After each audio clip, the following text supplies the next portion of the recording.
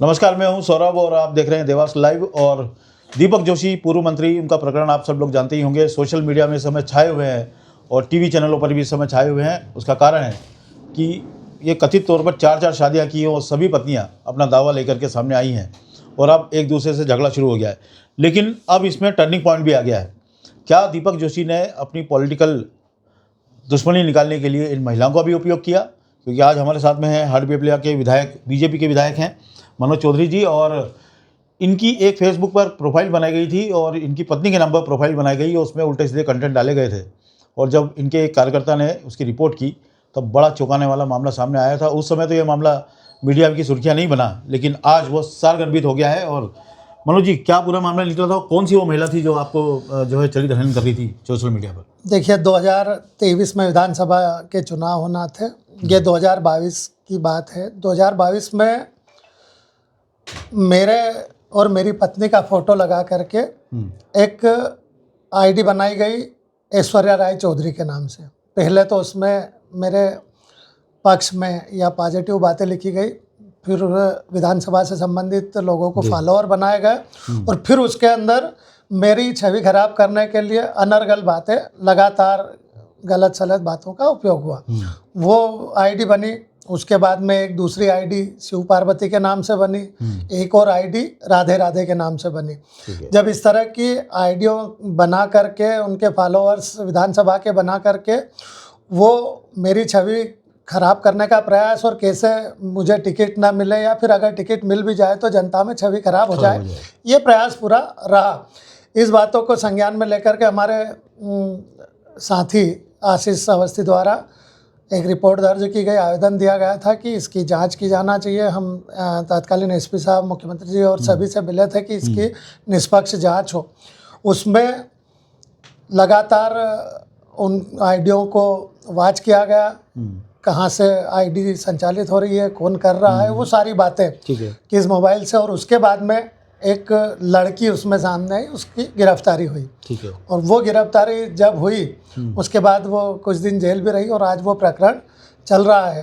पर आज जब ये सारी बातें जब मीडिया में आ रही है तो वो जिनकी पत्नी निकली वही उन्होंने स्वीकार किया, दीपक जोशी जी ने, उनके द्वारा वो आईडी चलाई जा रही थी। तो आज इस बात का पता चला है कि ये राजनीतिक द्वेषतावश किया गया था कि कैसे राजनीतिक छवि खराब की जाए। आपकी छवि खराब करने के लिए ये काम दीपक जोशी ने अपनी कथित पत्नी से करवाया।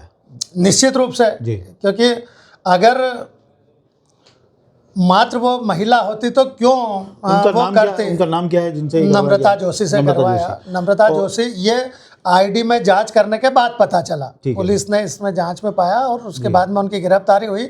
और अभी 22 तारीख को जैसे दीपक जोशी जी ने अपनी पत्रकार वार्ता में कहा कि नम्रता जोशी मेरी पत्नी है, तब हम कल्पना से बाहर हो गया कि ये जो सारी जो हमारे खिलाफ कार्रवाई की जा रही थी यह इस तरह की द्वेष भावना के साथ थी और राजनीतिक षड्यंत्र के रूप में की जा रही है। मतलब आज आपको जाके पता चला कि ये जितना किया धरा था ये दीपक जोशी की ओर से निश्चित रूप से बिल्कुल किया हुआ था सारा। लेकिन आज वो वापस आपकी पार्टी में है, बीजेपी में है। और नहीं, बीजेपी में अभी किसने कहा कि बीजेपी में है? भारतीय जनता पार्टी में अभी कोई प्राथमिक सदस्यता भी नहीं है। न लिया है। लोकसभा चुनाव में आदरणीय शिवराज जी ने उनको एक जरूर मंच पर स्वागत किया था। बड़ा खुलासा हुआ है कि दीपक जोशी, जिनको अब ये कहा जाता है कि वो बीजेपी में शामिल हो गए हैं, आज भी प्राथमिक सदस्य नहीं है। बकौल विधायक मनोज चौधरी, उन्होंने बताया कि कांग्रेस से जरूर वो बाहर जा चुके हैं लेकिन अब तक बीजेपी के सदस्य नहीं बने हैं और बदला लेने के लिए उन्होंने इनकी छवि खराब करने के लिए ये सारा काम किया था। तो वाकई में अभी सदस्य नहीं है बीजेपी के? देखिए, एक तो मेरे खिलाफ षड्यंत्र रचे थे, ठीक है, कि मुझे टिकट नहीं मिला, उनको मिल जाए, एक हो गया। मुझे मतलब जो अभी तक जो मैंने सोचा है, उसके अलावा फिर अपने स्वार्थ के लिए उन्होंने भारतीय जनता पार्टी छोड़ी, कांग्रेस का दामन थामा।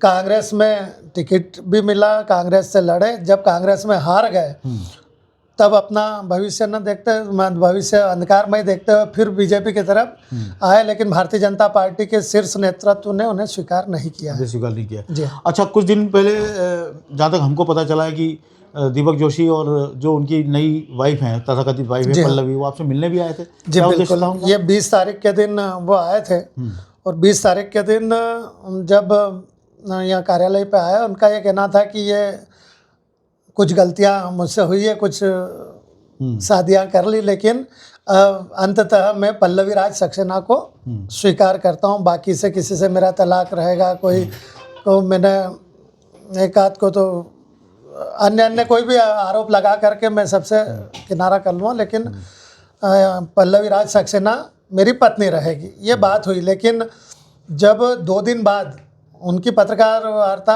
सामने आती है तो उसके अंदर वो पल्लवी राज सक्सेना को अपनी पत्नी न स्वीकार करते हैं, नम्रता जोशी को स्वीकार। वो वीडियो घर के अंदर से उन्होंने खुद बनाया था, उन्होंने खुद बना के मीडिया को भेजा था। जी हाँ। तो भैया आप ये बताइए, देखिए ये परिवार जो है अपनी शुचिता के लिए जाना जाता है और इनके पिताजी पूर्व मुख्यमंत्री रहे जिन्हें संत भी कहा जाता है राजनीति का, और ऐसे में लगातार इस तरह की शादियों का एकदम सामने आना और 3-3 महिलाओं का इस समय लड़ना उनके लिए, और क्या कहते हो ये कुछ तरह की देखिए, राजनीति के संत आदरणीय कैलाश जोशी जी के तो चरणों में मैं नमन करता हूं कि उनका जीवन इतना लंबा राजनीतिक जीवन रहा, कभी भी उनके ऊपर कोई उंगली नहीं उठे, हर एक व्यक्ति सम्मान करता। लेकिन राजनीतिक विरासत को संभालने के बजाय उसका दुरुपयोग किया। मैंने इतनी निम्न स्तर की राजनीति कभी नहीं देखी, जो मैं तो कल्पना से बाहर हो गया, क्योंकि मैंने कभी हमेशा स्वस्थ राजनीति करी। मैं परिवार मेरा जो है हमेशा राजनीतिक रहा है, संस्कार मिले कि किसी का गलत आपके द्वारा नहीं होना चाहिए, किसी का भला कर सको करे। लेकिन जब 2020 में भारतीय जनता पार्टी में शामिल हुआ था, उसके बाद से 21-22 में जो षड्यंत्र रचा गया वो कल्पना से बाहर था कि क्यों कोई ऐसा करेगा, क्यों झूठे तरीके से हमें बदनाम करना चाहेगा। पर आज जब ये सब देखकर लगता है कि आखिर मास्टरमाइंड कौन निकला, पर व्यक्ति के खुद के कर्म जो होते हैं वही महत्वपूर्ण होते हैं। उनका पारिवारिक जो जीवन रहा, जोशी जी उनकी जगह बहुत संत ही थे, सभी कहते हैं, और सबका मन से सम्मान है। लेकिन अगर उसके बाद की जो पीढ़ी है, उन्होंने जिस तरह से कर्म किए, उन कर्मों का परिणाम तो उनको मिलेगा। तो भैया क्या लगता है, भोपाल में क्या इस तरह की लॉबिंग क्या महिलाओं के माध्यम से की जाती है टिकट लेने के लिए? मुझे इनमें से कुछ महिलाओं का दावा है कि हमने उनको टिकट दिलाया था। मुझे ऐसा लगता है कि जिस तरह से मेरे साथ घटना घटी है, अप्रत्याशित थी। अब वो एक जगह, ये तो देवास की घटना हो गई, भोपाल में शादी हुई, तो वहाँ पर किस रूप में वो इनका उपयोग करते हैं, ये तो अब आने वाला समय ही बता पाएगा। तो दीपक जोशी अपने फैलाए जाल में खुद निश्चित रूप से मुझे लगता है कि कभी एक गलती हो जाए, एक शादी हो गई, 2 शादी, 3, 4 तो शादी, 4 क्यों 5 शादियों का तो आ गया। 4 शादी का तो मैंने आपके सोशल मीडिया के माध्यम से देखा। शिखा मित्रा जी, नर्मदा जी, विजया जी जो अब नहीं रहे, लेकिन पल्लवी राज सक्सेना जी और एक कोई टीचर जिन्होंने उनके घर आए थे, उसको उन टीचर को शायद दारू पी करके और कुछ घोषित किया, ऐसा कुछ हंगामा करके। तो 5 तो ये जानकारी में है, इसके अलावा बिना जानकारी वाले कौन कौन है और किस रूप में उनका उपयोग होता है, ये आने वाला समय पता है। तो गजब की बात है, राजनीति में क्या क्या चीज़ चलता है अब आप देख ही रहे हैं। और जिस परिवार को ये माना जाता था कि राजनीति में इनके पिताजी संत रहे हैं, और वो तस्वीर लेकर कमलनाथ जी के पास गए थे अपने पिताजी की, और उसमें शामिल हुए थे पार्टी में इस नाम को लेकर के कि मेरे पिताजी को बीजेपी में सम्मान नहीं मिल रहा है, इसलिए मैं कांग्रेस में आया हूँ। हालांकि कांग्रेस से चुनाव लड़ने के बाद वो वापस बीजेपी की ओर रुख किया, लेकिन जैसा मनोज जी ने बताया कि अभी भी बीजेपी ने उनको एक्सेप्ट नहीं किया है और वो प्राथमिक रूप से सदस्य भी नहीं है। अब ऐसे में 3 पत्नियां जो उन पर इस समय दावा कर रही है, वो पूरी तरह सनसनीखेज सोशल मीडिया में मामला बना हुआ है। अब देखने वाली बात होगी कि दीपक जोशी का रुख किस ओर जाता है और वो किसे अपनी पत्नी मानते हैं, और जो परिवार की इज्जत बिगड़ी है उसको कैसे बचाते हैं। देवास लाइव के लिए सौरभ।